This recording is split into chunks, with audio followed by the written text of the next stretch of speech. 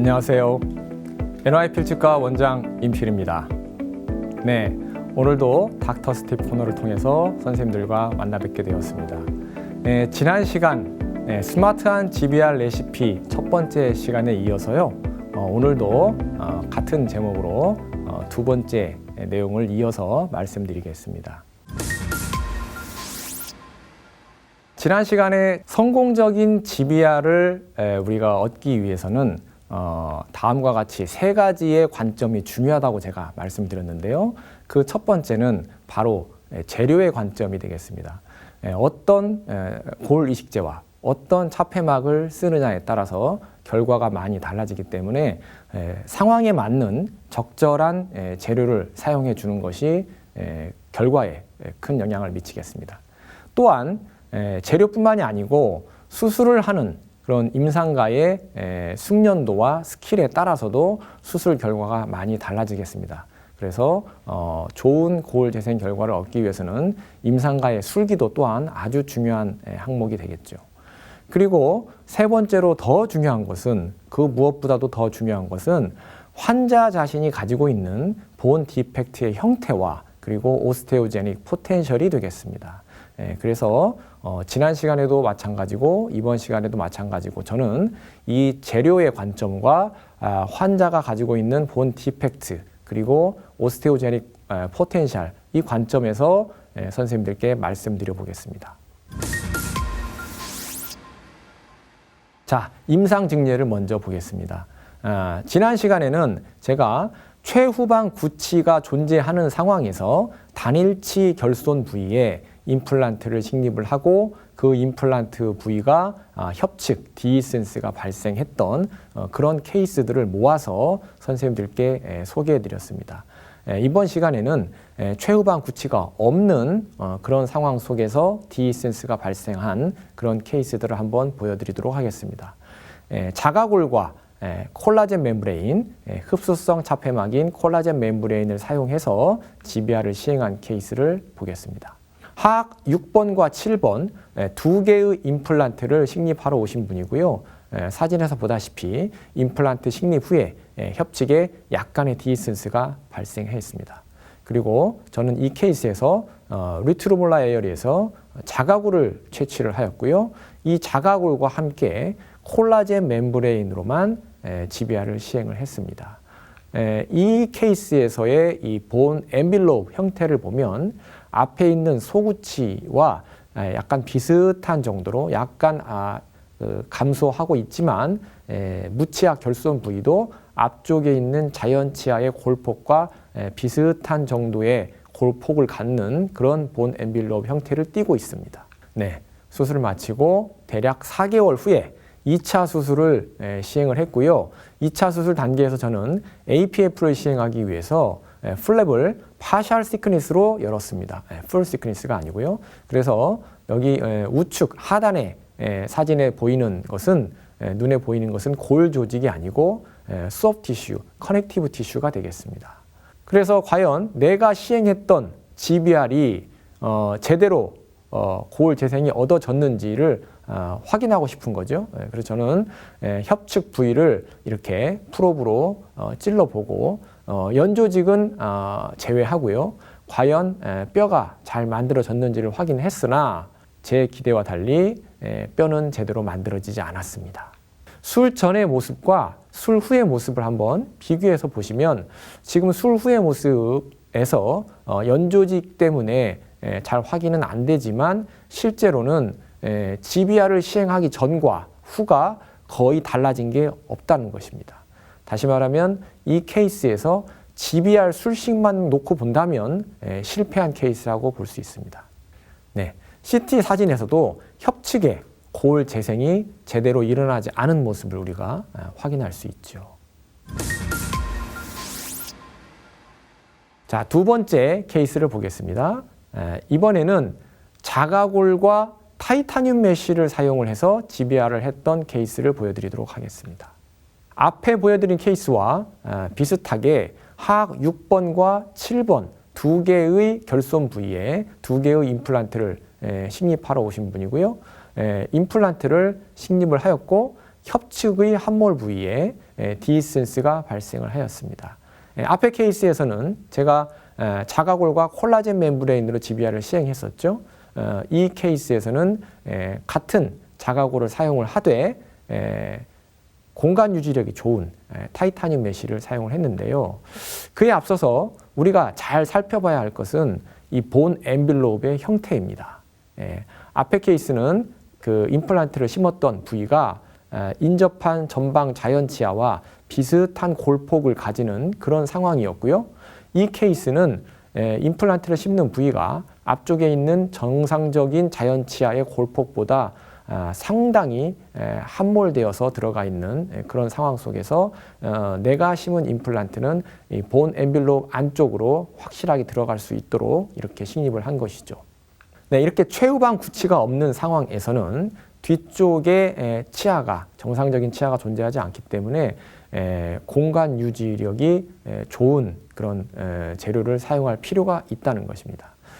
자가골을 사용을 하게 되면 누구나 다 잘 알다시피 다른 골 이식제에 비교해서 상대적으로 흡수가 많이 되는 편입니다.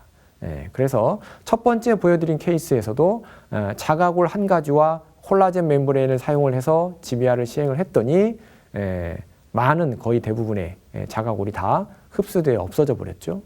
이 케이스에서는 똑같은 자가골을 사용을 했지만 제가 이 공간 유지력이 좋은 티타늄 메쉬를 적용을 해봤습니다. 그리고 봉합을 했고요. 대략 한 4, 5개월 후에 열었을 때 이와 같이 고울 재생이 잘 얻어진 모습을 확인했습니다. 최종 보철물까지 마무리를 했고요. 술 전의 모습과 술 후의 모습을 비교해 보시면 술 전에 협측에 함몰되어 있던 그런 부위가 임플란트 식립 후에 인접한 자연치아와 비슷한 수준으로 협측 볼륨이 잘 회복된 그런 모습을 볼 수 있습니다. CT의 모습도 한번 살펴보면 46번, 47번 모두 협측의 고울 재생이 잘 일어나 있는 그런 모습을 우리가 확인할 수 있습니다. 이렇게 양호한 고울 재생을 얻은 모습이죠. 자, 다시 첫 번째 케이스의 사진과 두 번째 케이스의 사진을 한번 나란히 놓고 비교를 해보겠습니다. 둘 다 하악 6, 7번에 두 개의 임플란트를 심었던 케이스이고요. 둘 다 협측에 나사산이 노출되어 있는 디스턴스 디펙트 상황입니다. 그런데 이 두 케이스의 차이점은 과연 무엇일까요? 이 두 케이스는 둘 다 제가 자가골을 사용해서 골 이식을 시행을 하였고 첫 번째 케이스는 콜라겐 멤브레인으로 적용하였고 두 번째 케이스는 티타늄 메쉬를 적용을 하였습니다. 이 공간 유지력이 있느냐 없느냐 하는 차이가 일단 큰 차이가 있겠습니다. 그리고 또 하나 차이는 당초에 환자분이 가지고 있는 본 엠빌롭의 형태가 약간 차이가 있다는 것이죠. 최후방 구치가 없는 그런 상황에서 우리가 임플란트를 심을 때에는 뒤쪽 원심 부위가 형태가 유지되기가 쉽지가 않습니다. 그래서 그런 경우에는 보다 더 형태 유지에 좀 더 공간 유지에 신경을 써야 된다는 것이죠. 얼핏 보면 위쪽의 케이스가 임플란트 나사산의 노출 면적이 더 적습니다. 그렇기 때문에 많은 분들이 착각하실 수 있는 게 임플란트 나사산의 노출 면적이 적기 때문에 이게 더 쉬운 케이스라고 생각하기 쉽다는 것이죠. 그리고 아래쪽 케이스는 임플란트 나사산의 노출 면적이 위쪽보다 많습니다. 그렇기 때문에 이게 더 어려워 보일 수 있습니다만 실제로는 그렇지 않다는 것입니다. 그래서 임플란트 나사산이 얼마만큼 노출되었느냐 하는 게 중요한 게 아니고 그거보다 더 중요한 거는 본 엠빌롭의 형태가 더 중요한 것이고요. 골 이식제가 흩어지지 않고 흘러내리지 않고 그 부위에 골 이식을 시행하는 부위에 장기간 안정되게 잘 유지될 수 있느냐 없느냐 하는 것이 더 중요한 것이라고 할 수 있습니다.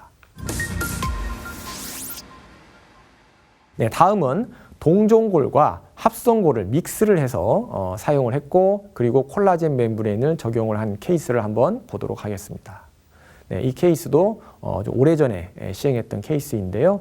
하악 6, 7번에 두 개의 임플란트를 심었던 케이스이고 마찬가지로 앞에 보여드린 케이스처럼 공통적인 것은 최후방 구치가 없습니다. 그리고 임플란트 나사산의 노출 면적은 보다 더 많은 상태이죠. 그래서 저는 이 상황에서 동종골과 콜라겐 멤브레인을 사용을 해서 GBR을 시행을 하였습니다. 2차 수술 단계에서 프리진지발 그래프트도 추가적으로 시행을 해서 협측의 각화치근을 충분히 확보를 해 주었습니다. 술전의 파노라마, 그리고 최종 보철 후 파노라마, 그리고 10년이 경과한 후의 파노라마를 순차적으로 보면 파노라마 사진만 놓고 봤을 때는 큰 문제 없이 잘 안정적으로 유지되고 있는 것처럼 보입니다만 구강 내의 모습을 들여다보면은요, 이와 같습니다. 이 연조직 안쪽에 골화되지 않고 잔존하고 있는 골 이식제 알갱이가 육안으로도 훤히 들여다 보입니다. 10년이 지났음에도 불구하고 이렇게 골 이식제가 잘 이렇게 골화가 되지 않은 그런 모습인 거죠. 협측에 골 재생이 제대로 일어나지 않고 골 흡수가 일어난 그런 상황을 볼 수 있습니다. 그래서 이 케이스도 마찬가지로 GBR 술식 과정만 놓고 본다면 성공하지 못한 실패한 GBR 술식이라고 할 수 있겠습니다. 46번, 47번 마찬가지로 협측에 골 흡수가 많이 일어난 그런 상황이고요. 그럼에도 불구하고 페리 임플란타이티스와 같은 그런 안 좋은 상황이 생기지 않은 것은 제가 최초에 프리진지발 그래프트를 통해서 각화치은을 많이 확보해 주었기 때문이 아닌가 싶습니다. 다음으로 자가골과 합성골을 믹스해서 GBR을 시행을 하고 이번에는 공간 유지력이 좋은 타이타늄 메쉬를 적용한 케이스를 한번 보겠습니다. 마찬가지로 하악 6번과 7번에 2개의 임플란트를 식립을 했고요. 최후방 구치가 없는 상태에서 버컬 쪽에 나사산의 노출 면적이 꽤나 많은 그런 상황이 되겠습니다. 리트로몰라 에어리에서 채취한 자가골과 함께 합성골을 혼합을 해서 적용을 했고요. 스페이스 메인터넌스를 위해서 메쉬를 적용을 하고 그 메쉬 위에 다시 한번 콜라겐 멤브레인을 또 한번 추가적으로 덮었습니다. 봉합을 하였고요. 연조직이 잘 힐링이 된 모습입니다.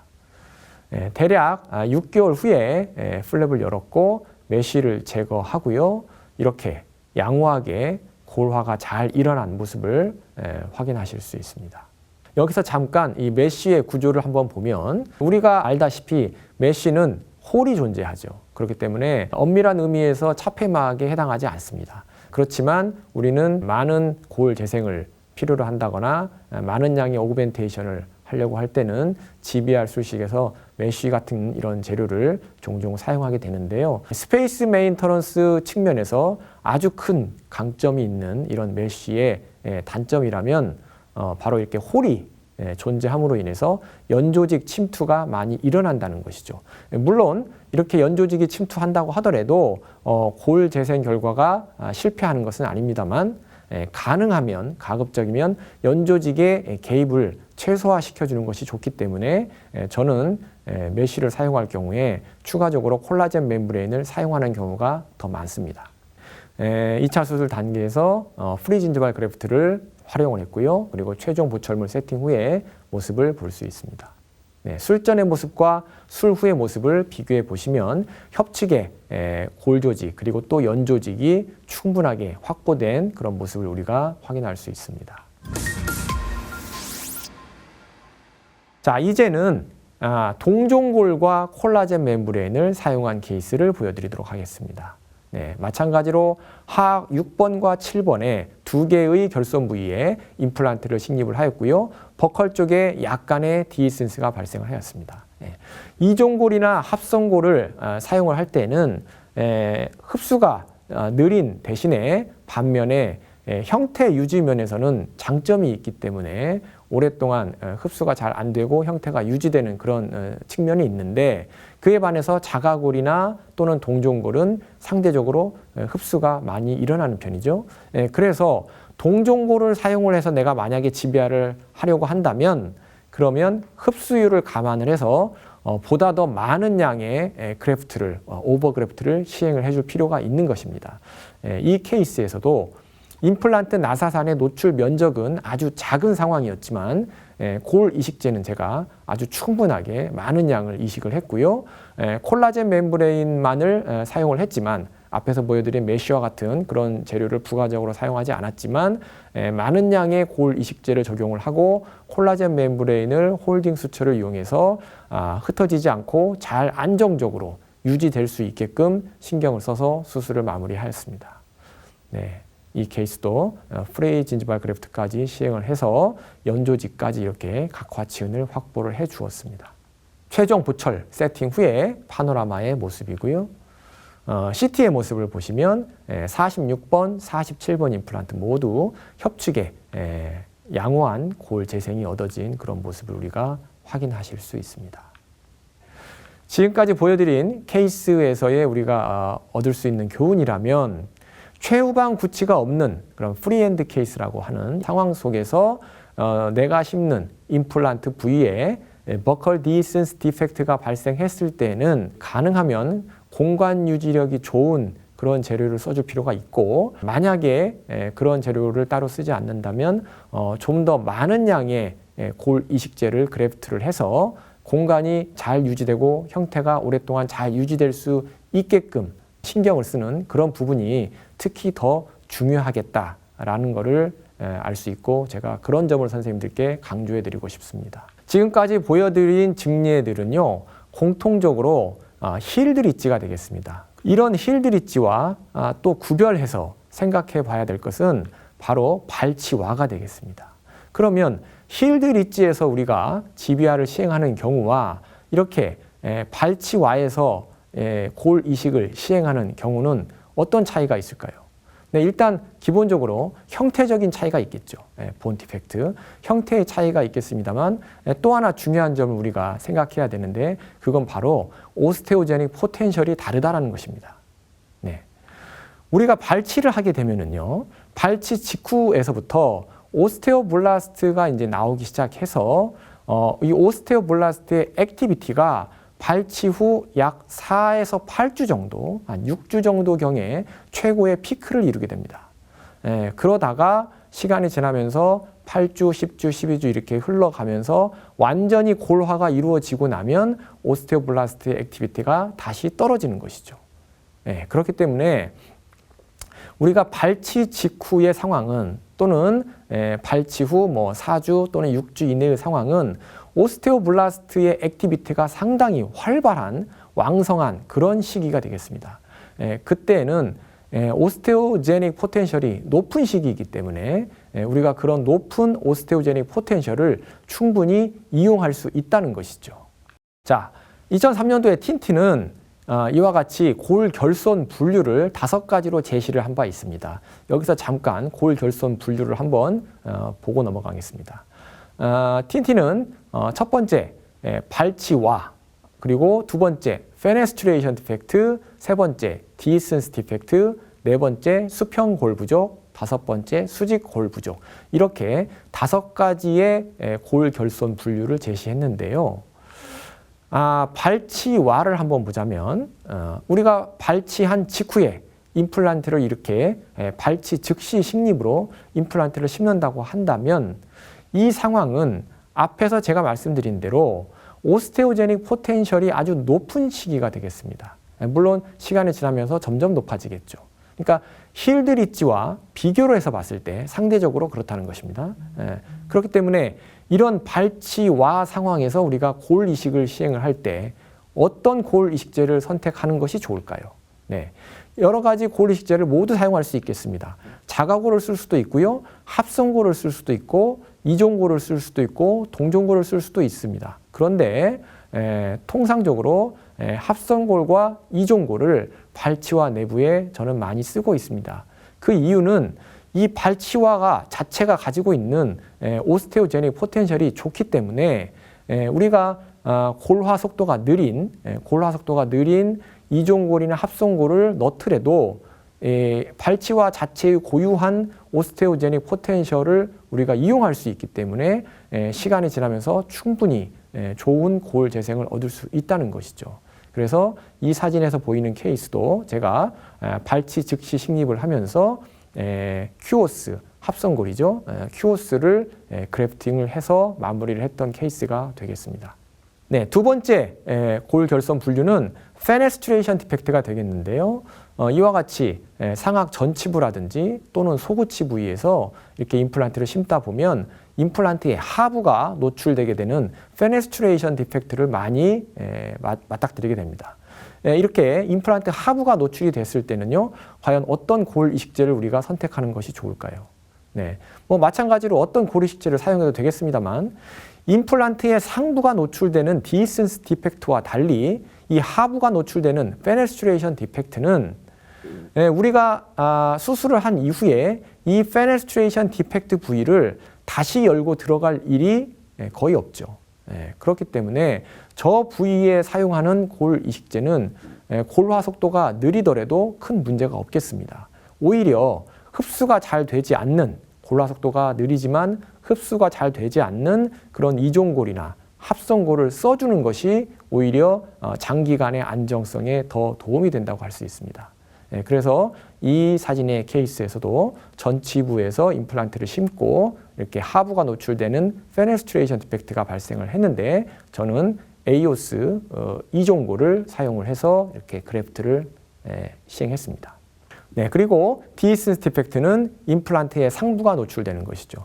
임플란트의 상부가 노출되는 이 디센스 디펙트에는 제가 지난 시간과 그리고 앞의 케이스들에서 다 디센스 디펙트들을 보여드렸는데요. 어떤 골 이식제를 사용해도 무방합니다. 네 가지 골 이식제 중에 어떤 골 이식제를 사용해도 상관이 없는데, 다만 수술을 하는 술자가 각각의 골 이식제의 특성을 반드시 알고 있어야 된다는 것입니다. 어떤 골 이식제가 골화 속도가 빠른지, 그리고 골화 속도가 느린지, 그리고 흡수가 잘 되는지, 흡수가 잘 되지 않는지, 그러한 특징들을 반드시 알고서 상황에 맞게 적용을 해야 된다는 것이고요. 이종골이나 합성골을 많이 사용하게 되는데, 실제로 임상에서요. 저 또한 물론 자가골과 동종골도 쓰지만 이종골과 합성골을 많이 사용하게 되는데, 제가 지난 시간에도 강조해 드렸지만, 만약에 이렇게 디센스 디펙트에서 이종골과 합성골을 사용을 해서 지비아를 시행을 한다면 이 이식제들은 자가골이나 동종골에 비해서 상대적으로 그 골화 속도가 느리기 때문에 우리가 최대한 차폐막을 써주면서 GBR의 원칙에 맞게 이 골 이식제 부위가 장기간 흩어지지 않고 안정적으로 유지될 수 있게끔 신경을 써서 수술을 해야 된다는 것이죠. 그런 점들을 꼭 명심하셨으면 좋겠습니다.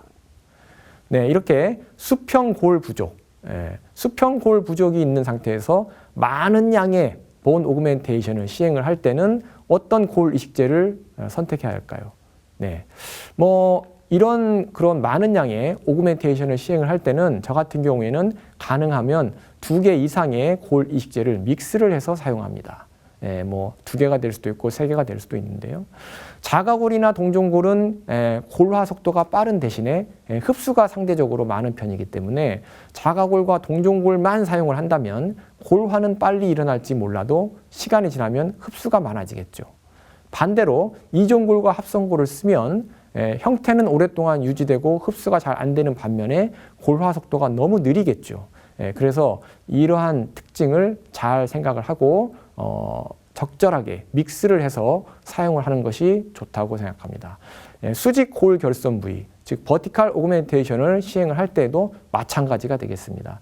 수평 골 증대나 수직 골 증대나 이렇게 많은 양의 본 오그멘테이션을 시행을 할 때에는 골 이식제를 적절하게 잘 믹스를 해서 쓰는 것이 좋겠습니다. 5가지 골 결손 부위에 해당하지는 않지만 제가 하나 더 여기에 추가를 했는데요. 상악동에도 우리가 골 이식을 시행하지 않습니까? 상악동에는 또 과연 어떤 골 이식제가 적당할까요? 네, 상악동도 발치와처럼 비슷하게 오스테오제닉 포텐셜이 좋은 그런 부위가 되겠습니다. 컨테인드 디펙트이니까요. 그렇기 때문에 기본적으로 점막을 잘 디태치해서 점막 거상만 잘 해준다면 골화가 잘 일어날 수 있는 부위이기 때문에 어떤 골 이식제를 넣더라도 제대로 잘 골 재생이 일어날 수 있는 그런 유리한 환경이 되겠습니다. 잔종골이 아주 적을 때는 저 같은 경우에는 가능하면 동종골을 섞어서 쓰고요. 잔종골이 어느 정도 충분한 경우에는 이종골을 많이 사용하는 편입니다. 그리고 합성골도 사용할 수 있겠죠. 네, 우리가 발치 직후에 발치와의 상태를 그대로 유지하기 위해서 발치 직후에 골 이식을 시행을 하게 되는데 그게 바로 최근에 많이 시행되고 있는 알베올라 리지 프리저베이션, 즉 치조제 보존술이 되겠습니다. 제가 증례를 보여드리면서 이제 마무리를 하려고 하는데요. 이렇게 하악 7번에 치아를 발치를 하고 임플란트를 심기 위해 내원하신 분인데 발치를 먼저 시행을 하고 바로 임플란트를 심지 않고 제가 발치와 보존술, 치조제 보존술을 먼저 시행을 했습니다. 이 케이스는 동종골을 사용했습니다. 동종골은 골화 속도가 빠르죠. 그렇기 때문에 저는 3개월 후에 바로 임플란트를 아주 쉽게 심을 수 있었고요. 이렇게 치조제 보존술을 먼저 시행하고 나면 임플란트의 식립 과정은 너무나 쉽고 빠르게 끝납니다. 그렇기 때문에 전체적인 기간은 좀 길어질 수 있을지 몰라도 환자분이 힘든 그런 GBR 수술을 겪지 않아도 되기 때문에 상당히 만족스럽게 임플란트를 마무리할 수 있는 것이죠. 최종 보철물 세팅 후에 파노라마 모습이고 술 전에, 발치 전의 모습, 그리고 치조제 보존술을 시행한 직후의 모습, 그리고 최종 보철물 세팅 후에 모습을 비교를 해서 보시면 아주 양호하게 골 재생이 일어난 그런 모습을 확인할 수 있습니다. 네, 마지막 케이스 하나 더 보시면 상악 7번에 이와 같이 심한 염증 상태에서 임플란트를 심기 위해 내원하신 분인데요. 이러한 상황에서도 우리가 만약에 저 7번을 발치를 하고 아무것도 하지 않고 그냥 기다린다면 아마 상당히 많은, 꽤 많은 골 흡수가 일어날 것입니다.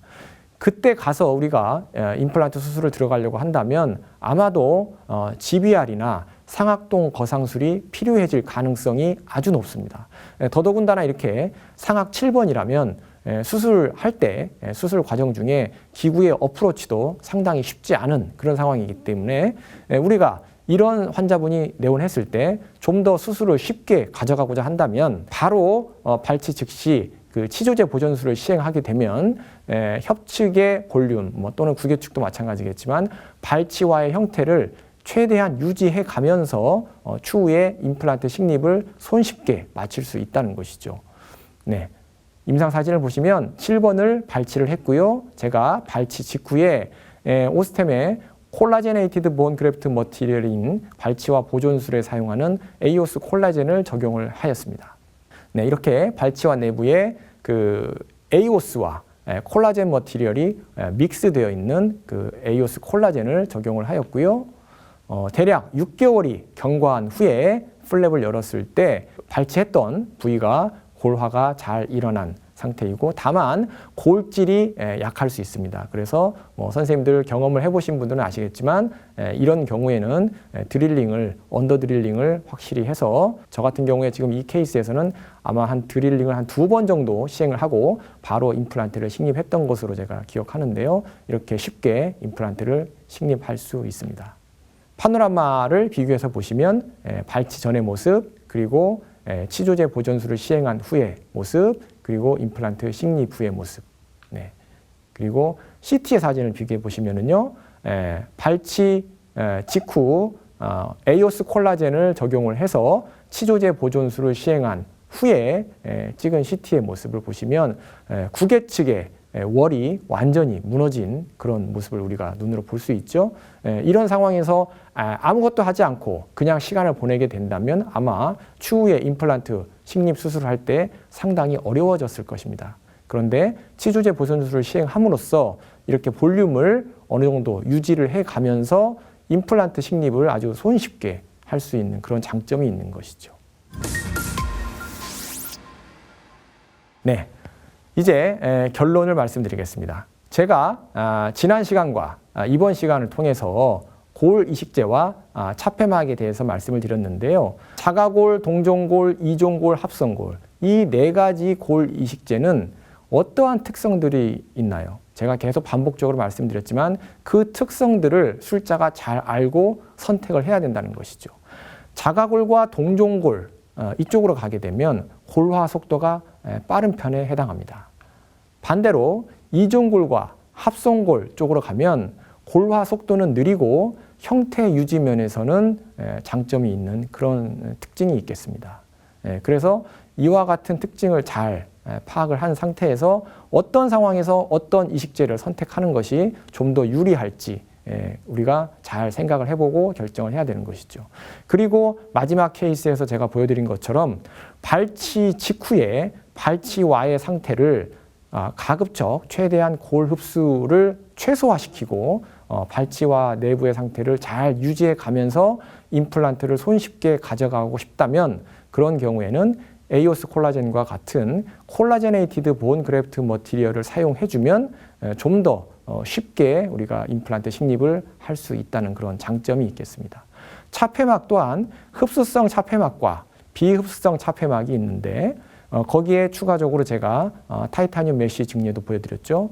이렇게 흡수성보다는 비흡수성 그리고 또는 추가적인 그런 메쉬를 사용하는 이런 활용을 하게 된다면 우리는 좀 더 공간 유지 측면에서 유리한 그런 여건을 만들 수가 있습니다. 그래서 모든 경우에 뭐 다 같은 재료를 사용하는 것은 아니고요. 그때그때 상황에 맞게 콜라겐 멤브레인으로 GBR을 끝낼지 또는 비흡수성 차폐막을 사용해야 할지 또는 공간 유지력이 좋은 메쉬를 부가적으로 사용을 해야 할지 그것들을 술자가 잘 파악을 해서 결정을 해야 되겠습니다.